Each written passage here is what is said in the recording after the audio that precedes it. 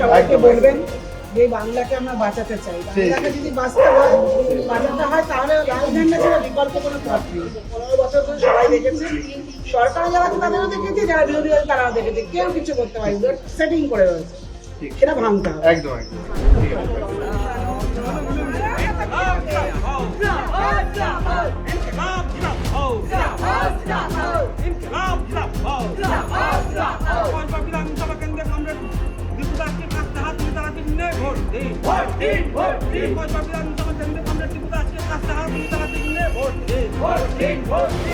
সকাল সকাল পথে প্রচারে কসবার সিপিএম প্রার্থী দীপু দাস এখানে জনসংযোগ করছেন।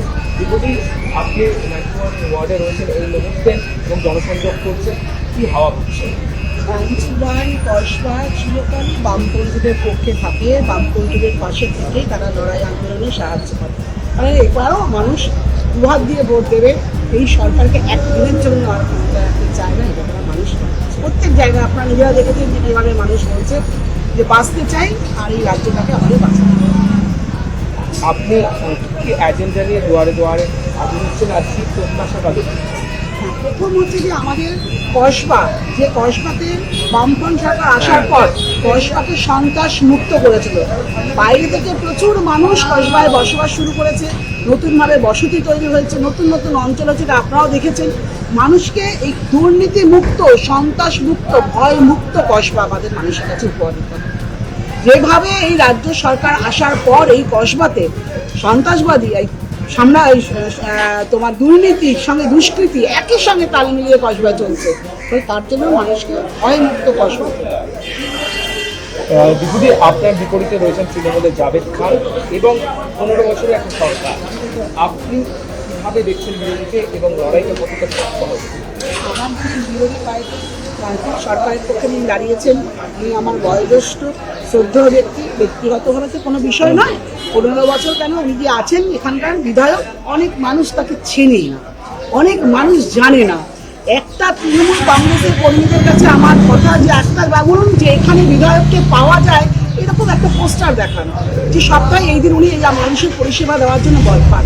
মানুষকে পরিষেবা নিতে গেলে তপসিয়া যেতে হয় কসবা অঞ্চলে, 100-200 টাকা রিক্সা ভাড়া দিতে হয়। গরিব মানুষ একটা শোয়ের জন্য বিধায়ককে যেতে গেলে ওখানে যেতে হয়, কোনোদিন অঞ্চলে বসেন না।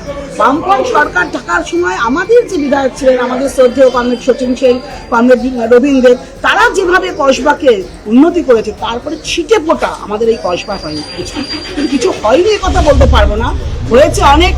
সেটা হচ্ছে প্রতিদিন মানুষে গণনা খুন হচ্ছে, বাড়ি ভেঙে পড়ে যাচ্ছে, বেআইনি বাড়ি হয়েছে, অল্প সংখ্যক লিস্ট থেকে কোনটা আইনি বাড়ি তা খুঁজে বার করতে হবে। তৃণমূলের কাউন্সিলরকে খুন করার জন্য মানুষ এসছেন, খুন করেছেন, করার চেষ্টা করেছেন, কিন্তু আজও কোনো অপরাধী হবে না। ফলে এই ভয় সন্ত্রাসমুক্ত কসবা তৈরি করেছে তৃণমূল কংগ্রেস, তার থেকে মানুষকে আমরা বাঁচাতে চাই। দিদি, আপনাদের বিপরীতে শুধু তৃণমূল নেই, বিজেপিও রয়েছে এবং বিজেপি কিন্তু এবার বলছেন যে তারা দ্বিগুণ আশাবাদী, সুতরাং তারা তৃণমূল, বাম, কংগ্রেস সকলকে নির্মূল করে তারা এবার ক্ষমতায় আসবে। এই গেরুয়া শিবিরকে কিভাবে দেখছেন? প্রথমত পশ্চিমবাংলার মানুষ সাম্প্রদায়িক দলকে পছন্দ করে না। আমাদের প্রয়াত নেতা কমরেড জ্যোতি বসু বলেছিলেন একটা অসভ্য বর্বর দল, আর তৃণমূলের সব থেকে বড় দোষ এইরকম একটি দলকে আমাদের পশ্চিমবাংলায় নিয়ে এসছে, বিজেপিকে। আর এই বিজেপি কি বলছে বলুন তো? চাকরির কথা বলছে, জিনিসপত্রের দামের কথা বলছে, নারীর নিরাপত্তার কথা বলছে। উত্তরপ্রদেশ, ত্রিপুরা, বিভিন্ন জায়গায় কি হচ্ছে, কিন্তু ওরা বলছে খালি ধর্মকে সামনে, ধর্ম নিয়ে তারা রাজনীতি করছে।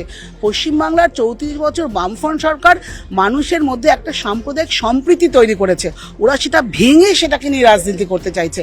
মানুষ এই রাজনীতিতে বিশ্বাস করবে না। মানুষ ধর্ম যার যার, দেশ সবার, সবাই মানুষ নিজের জীবন জীবিকার লড়াই। কি খাবো আমি? গ্যাসের দাম বাড়িয়ে দিচ্ছ রাত্রিবেলা তুমি হঠাৎ করে 60 টাকা করে, গ্যাস উদাও হয়ে যাচ্ছে, হাহাকার হয়ে যাচ্ছে। তোমার ব্রিগেডের সবাই গ্যাস যাচ্ছে লরি লরি করে, আর আমার পাড়ার আমার দাদা তপন দা, তিনি একটা এগরোলের দোকান করবে, 2 দিন ধরে বন্ধ, কারণ তার গ্যাস নেই, তার পরিবারটা কে দেখবে? এই বিজেপি গরিব মানুষের জন্য না। যেমন দিল্লিতে বিজেপি কর্পোরেট সংস্থার সঙ্গে তাল মিলিয়ে চলছে, তেমনি রাজ্যের বিজেপি তৃণমূলের সঙ্গে সেটিং করে চলছে। ফলে এই বিজেপির পক্ষে মানুষ আর ভোট দেবে না। মানুষ বুঝেছে যে সত্যিকারে যদি বিরোধী দল হিসেবে বিজেপি কাজ করতো তাহলে আমাদের রাজ্যটাকে ভালো হতো, কারণ ওরা একই কাজ করছে। ফলে এই বিজেপির পক্ষে মানুষ আর থাকবে না। আমাদের পশ্চিমবাংলার সংস্কৃতি, পশ্চিমবাংলার ঐতিহ্য, পশ্চিমবাংলার মাটির টান, পশ্চিমবাংলার ভাষা, পশ্চিমবাংলার সম্পদ নিয়েই মানুষ বামপন্থীদের পাশে আছে, থাকবে। বামফ্রন্ট, আপনি বাম প্রার্থী এবং বাম ভাই বিশ্বাসী, কারণ বামেদের কোথাও মনে হচ্ছে যে সামনে সংগ্রাম শূন্য থেকে শুরু করতে হচ্ছে আসন সংখ্যা নিয়ে। না, সংগ্রাম তো সবসময় পাবে এরকম শূন্য থেকে হলেও তো আমরা কোনোদিনও মানুষের কাছ থেকে পিছিয়ে যাইনি। যখন গ্যাসের দাম বাড়ে তখনও বামপন্থীরা রাস্তায় মিছিল করে, এসআইআর নিয়ে বামপন্থীরাই মিছিল করছে, মানুষ যাতে ভোট দিতে পারে, প্রকৃত ভোটার যাতে নাম বাদ না যায় তার জন্য বামপন্থীরাই রাত জাগছে, নির্বাচন কমিশনের দপ্তরে থাকে। শূন্য বলে যা আছে আমরা মানুষকে সঙ্গে নিয়ে লড়াই আন্দোলন করছি সারা রাজ্য জুড়ে। মানুষ বামপন্থীদের চায়। এইরকম একটি কালিবালিপ্ত দুর্নীতিগ্রস্ত লুট দেশ সরকার মানুষ চায় না।